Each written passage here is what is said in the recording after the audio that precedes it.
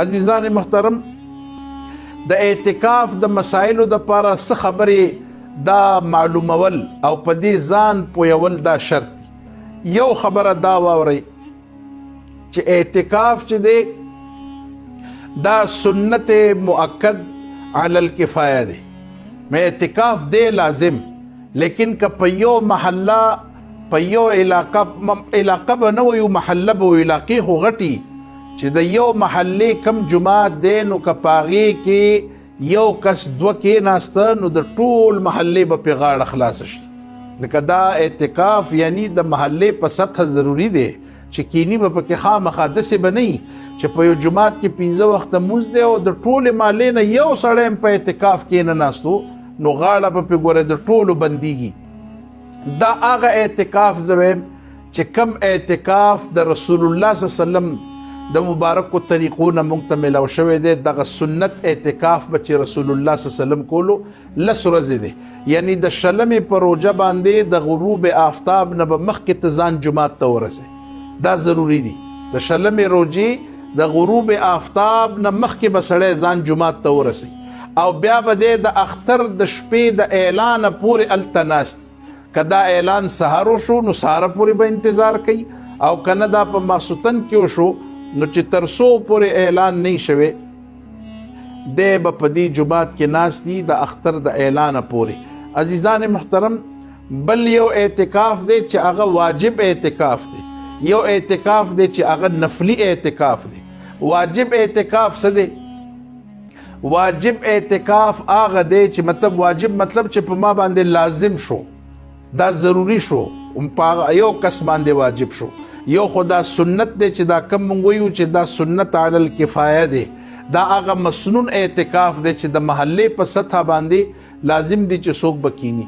واجب د انفرادي د هر سړي د خپل ځان سره تعلق ساتي. هغه دا چې یو سړي نظر منلو، مثلا چې زما دا کار وشو نو زه به 2 ورځې اعتکاف ساتم، که زما دا کار وشو نو زه به اعتکاف ساتم. د په ځان باندې لازم کو. نو نظر کې دا خبره یاد لرئ، که نظر کې تا د ساروي حلالولو منل، که تاسو عمرې ته لیږلو منل، څه چې تا منلی دي هغه به خامخا کې لازمن به کې، د هغې نه بله چاره او لاره نشته دی. یو سړي په ځان باندې لازمه کړه چې زما دا کار وشو زه به اعتکاف ساتم، نو اوس د هغه دپاره د شب و روز اعتکاف دا خبره یاد لرئ. اعتکاف نوم د شب و روز دی، دا شپه د ورځې تابع ده. نو چې کم سړی دغه اعتکاف ساتي واجب چې په ځان لازم کړی، روزم د دې دپاره شرط دی او شب و روز دواړه شرط دی چې دی به ځان معتکف کوي د دې دپاره. عزیزان محترم، یو نفلی طواف دی، یو نفلی اعتکاف دی. نفلی اعتکاف دی ته وایي او هغه پکار ده چې کم سړی پوهیږي چې دی د دې 10 شپو دا مسنون اعتکاف نشي کولی څنګه چې په روژه کې په جوماتونو کې کیږي، نو بیا پکار دا د علماو لیکلی دي چې سړی جومات ته ځي او جومات ته د داخلېدو سره خدای دې وکړي چې 1 غنټې له ننوځي، 2 غنټو له ځي، 3 له ځي، نو دی خپل ځان دپاره نیت کوي چې زه د دې دومره وخت دپاره په دې جومات کې معتکف شوم او زه اعتکاف کوم. د دې هم ډېر لوی ثواب دی او الله نه دې ښه امید لري چې الله رب العالمین به دله په دې باندې ښه ډېر اجرونه ورکوي. نو دا هغه نفلی دی او پکار ده چې هر سړی وکړي چې سړي ته دا پته لګي چې یاره زه خو دا بل اعتکاف نشم کولی، خو نیت ضروري دی. چې کم سړی جومات ته داخلیږي نو هغه دې نیت کوي چې زما د 2 غنټو، د 1 غنټې، د 3 غنټې د دې دپاره زه د نفلی اعتکاف اراده او نیت کومه، نو د هغه اعتکاف هغه ثوابونه به چې دی دته حاصل شي. عزیزان محترم، یو دغه مسنون اعتکاف چې کم خلک زموږ وروڼه په جوماتونو کې کینی، د هغوی په خدمت کې دا گزارش او عرض دی چې د دې اعتکاف فضائل هم ډیر دي او د دې مسائل هم دي او هغې باندې ځان پویول ضروري دي. څنګه چې په روژه کې د روزې د ساتلو سره حلال شی نه په سړي باندې حرام شي، دقسې په دې اعتکاف په صورت کې چې مونږ نور کله چې په جومات ته ځو او په جومات کې چې زمونږ کم اعمال وي، نو ګوره د دې اعتکاف والا صورت کې به اوس هغه ترتیب نه، اگر چې د جومات ته د ننوتو په هر حالت کې سړي ته نه ده پکار چې دنیاوي معاملات کوي، ابسې خبرې کوي، خدا نه خواسته موبایلونه استعمالوي. لیکن د اعتکاف په صورت کې کتا معمولی غونتې ګډوډ وکړلو او تا د هغې ضابطې خلاف ورزي وکړه، نو ستا ټوله خواري چې ده نو دا ضایع شول. هغه ضروري شیونه چې هغه د انسان سره لازم دي، احتلام وشي انسان ته غسل په واجب شو، دی به غسل کوي. که دی د ضرورت دپاره، دی د اودس دپاره ځي، قضای حاجت دپاره ځي، واشروم باتروم ته، نو دا د اعتکاف په حالت کې دته اجازت دی، ځکه چې دا لازم شی نه دي، د مانځه سره تړلی دي. او احتلام سړي ته وشي نو خو واجب دي، یا خو به غسل په هر صورت باندې کوي. لیکن د دې نه علاوه که څوک دنیاوي خبرې په جماعت کې کوي او هغه اسې بلا وجه د جماعت نه بهر ووتو، که بلا وجه لاړو دکان ته لاړو، نو که داسې اعمال د وکړل چې هغه کې ضرورت نه او هغه بلا عذري چې هغې کې عذر نه، نو دا تاسو پوه شئ چې د خپل ارڅه ضایع کړل او د اعتکاف چې دی نو هغه ختم شو، هغه اعتکاف لاړو، ځکه اعتکاف قاعده د ماته کړه. داسې صورتونه آسانیان شته. مثلا یو سړی دی په داسې ځای کې ناست دی چې هغه په یو جماعت کې دی، خو دا د محله علاقه نشته، هېڅوک هم نشته چې د اعتکاف چې کم حالت کې دی ناست دی چې روټۍ اسکاک څه شی دله راوړي، نو د څوک شته دی نه چې دله راوړي. نو چې مثلا کم ډېر نږدې ځای دی، که دا ځای واقعي وي، د کاسې د بې ضرورته نه کیني، ولې په داسې ځای کې ته کینې، په داسې جماعت کې چې په هغې کې ستا دپاره انتظامات نشته. خو که بالکل متصل د جماعت سره داسې یو ځای و، سړی لاړ شي او دا خوراک دی راواخلي په دې شرط چې د سره څوکي نه او دی ځي او سیده واپس جماعت ته راځي. که یوه خبره یوه لمحه هم تا عبسه تېره کړه، نو گویا چې تا خپل اعتکاف ضایع کړ. د یو سړي د کور سره په خوا کې جماعت ته دی، هلته معتکف دی او د ده دپاره د قضای حاجت نورې طریقې نشته چې دی هلته هغه پوره کړي. واشروم نشته، باتروم نشته، سهولت نشته، کور ته هم تلی شي، لیکن کور ته به د ده دا تګ څنګه وي؟ د ده دا تګ به هم داسې وي لکه دی چې د جماعت سره په خوا کې یو واشروم باتروم ته ځي، چې دی به سیده ځي، خپل اودس به وکړي، او که غسل واجب دی غسل به وکړي او سیده به واپس جماعت ته راځي.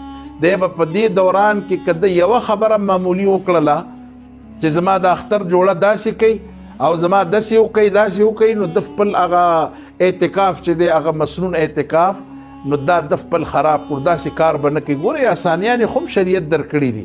مثلا یو سړي ته دومره سخته ایمرجنسي ده چې د ده هېڅوک ملګری نشته دی او د دوایي دکان ته تلل غواړي، په خوا کې د دوایي دکان دی، دوایي دکان ته دې لاړ شي. که د دوایي دکان کې معمولي غونتې هم ګډوډ وکړو، اضافي ټایم یې په دې بازار کې تېر کړو، نو خپل ځان نقصاني کړو. ښه دا ده چې سړی دی په داسې ځای کې کیني په اعتکاف کې چې په کم ځای کې دا ټول سهولتونه دته وي، ځکه دی به کم شي پسې بیا بهر ځي. نو لہذا خم دا ده چې سړی دی هغه ځای خوښ کړي چې په کم جماعت کې 15 وخته مونځ کېږي. که جمعه کېږي پکې ډېره ښه خبره ده، که د جمعې مونځ په یو جماعت کې نه کېږي، نو شریعت آسانی ساتلې ده. دی دی په هغه جماعت کې چې چېرته معتکف دی، دی هم دلته دی او د جمعې مانځه دپاره دی بل جماعت ته ځي، نو په داسې اوقاتو کې به ځي چې هلته د جمعې د خطبې وخت وشي، دی به لاړ شي د هغه جماعت د جمعې په خطبه کې به شامل شي، سنت دی وکړي، دعا دی وکړي، او د هغې نه پس به دی فوراً واپس خپل جماعت ته واپس راشي چې چېرته دی معتکف دی. او که نه په داسې صورت کې د ګډوډ وکړو او د دا خیال وکړو چې د کلي نه مې څوک راغلی دی، د هغه سره به پوره سوال جواب وکړم، دا وکړم، دا خبرې ورته نه دي پکار. هغې وجه دا ده چې د اعتکاف هغه سپیرټ چې کم دی د هغې کې به بیا نقصان راشي. دغسې زما وروڼو ته درخواست دی چې کم خلک ګران کار خو ځان معتکف کول دي، نو چې یو سړی په جماعت کې راغی او یو سړي ځان معتکف کړو، لویه جذبه خو دا ده. اوس په کار دا ده چې مخکې دی ځان ښه پوره پابند وساتي او دا کم مقصد دپاره چې دی معتکف شوی دی چې هغه مرتبه او مقام چې دی هغه دته حاصل شي. عزیزان محترم، تاسو وګورئ چې دا معتکف سړی الله ته څومره محبوب او ګران دی. یو سړي چې ځان 10 ورځې په جماعت کې داخل که او ځان یې ورکه الله ته ځان وقف که 10 ورځې، او ډېر داسې اعمال دي چې هغه نیک اعمال دي، خو د هغې نه پاتې دی. د جنازې له نشي تللی، د عیادت دپاره نشي تللی، ځکه چې دی خو په جومات کې دی، که دی روزي خو د اعتکاف خرابي. نو الله رب العالمین د هغه خلقو دپاره څومره لوی انعام ایښی دی، وایي چې دی په دې ټولو اعمالو کې خو شریک نه شو ځکه دی جومات کې دی، لیکن الله رب العالمین تعالی د دې ټولو نیکو چې دا جنازه ده، عیادت مریض دی، صدقه ده، نور اشیاء دي، داسې شیونه چې هغه شیونه تا خپله خو نه کړی شو، ته په هغې کې شامل نه وې، د هغې اجرونه او بدلې الله تعالی درکوي. د صدقې والا شرط دا چې مثلا ته خو د جومات نه نشي وتی چې ته چاله دا پیسې ورکې بهر وځې. البته که یو سړی په اعتکاف کې دی او دی وینا کوي، دی چاته پیسې ورکړي چې زما دا پیسې ویسه او فلانکي له ورکه، نو هغه صدقه کې هم دی شاملېدی شي. نو حاصل دا چې الله رب العالمین هغه ټول اجرونه، هغه ټولې بدلې چې دی په جومات کې ناستو او دا هغه نیک اعمالو نه کړی شو، د هغې بدلې هم الله رب العالمین د معتکف له ورکوي. گویا چې دی په هغه جنازه کې هم شامل و، د هغې اجر الله ورکوي. چې د کمو کمو شیونو نه دی د اعتکاف د وجې نه پاتې و، الله رب العالمین د ده د هغه شرکت نه باوجود، بغیر د شرکت نه هم الله رب العالمین هغه ټول اجرونه چې دی دا معتکف سړي ته ورکوي. او زما د معتکفینو ملګرو ته دا درخواست دی چې تاسو ګوره دې لسو ورځو کې چې تاسو ځان جومات کې بند کړو، وقف کړو، نو تاسو ګوره دا خبره چرته هیره نه کوي. ستا خو ټول مشن دا پکار دی چې زه به د لیلة القدر شپه حاصلوم، زه به د الله نه هغه اجرونه بدلې حاصلوم چې د کم مقصد دپاره زه په جومات کې یم. او هغه لوی لوی مقصد دا دی چې د جهنم نه ازادي ده، چې زه الله رب العالمین نه په داسې طریقه باندې د دې جومات نه لس ورځې پس را رخصت شم چې انشاءالله په ما باندې یو ګناه هم پاتې نه وي. د لیلة القدر دا هغه زرو شپو د عبادت نه هغه افضل شپم چې دی هغه هم چې دی ما ته میلاو شي او زه داسې حال کې سرخرو او کامیاب او کامرانه روزمه. الله رب العالمین دې موږ ټولو ته توفیق عمل نصیب کړي. واخر دعوانا الحمد لله رب العالمین.